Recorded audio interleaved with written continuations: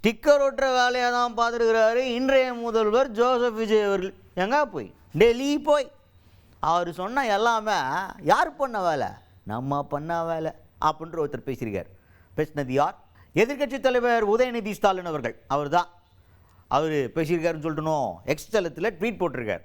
இந்த ட்வீட்டில் முதல்வர் விஜய் அவர்களை வன்மையாக விமர்சனம் பண்ணியிருக்கார். என்ன சொல்லியிருக்கார் அப்படின்னு பார்த்தீங்கன்னா, முதல்ல டெல்லியில் போயிட்டு ஃபேக் நெரேட்டிவ், வழக்கம் போல் ஒரு ஃபேக் நெரேட்டிவ் செட் பண்ணி ஜெயித்த முதல்வர் விஜய் அவர்கள் அங்கேயும் போயிட்டு அந்த வேலையை தான் பார்த்துருக்கிறார்.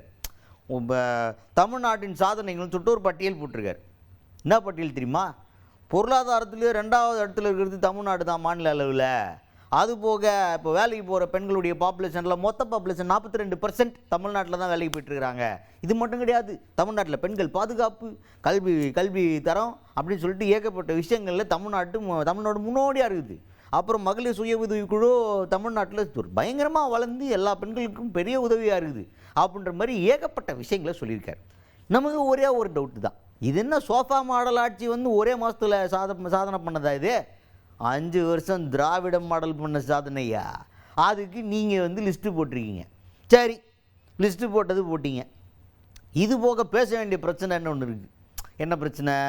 இப்போ நம்மளை கேட்டார், நீட்டு மட்டும்தான் உலகமா, அதை தவிர ஒரு பிரச்சனையே இல்லையா அப்படின்ட்டு. நம்மளை எப்படி பேசிவிட்டு அங்கே போயிட்டு நீட் விலக்கு கேட்டுட்டு அதுக்கு மறுப்பும் தெரிவிச்சிருக்கிறாரு இப்போ இருக்கிற முதல்வர் விஜய் அவர்கள்.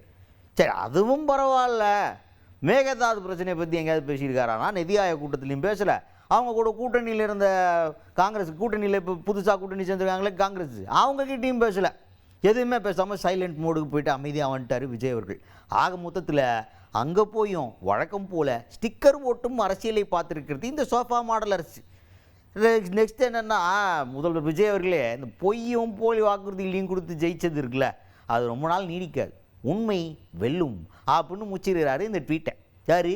உதயநிதி ஸ்டாலின் அவர்கள். பொல வேண்டும், பொழந்து விட்டார் அப்படின்ற மாதிரி இந்த ட்வீட்லேயே பொழந்து கட்டியிருக்காரு உதயநிதி ஸ்டாலின் அவர்கள்.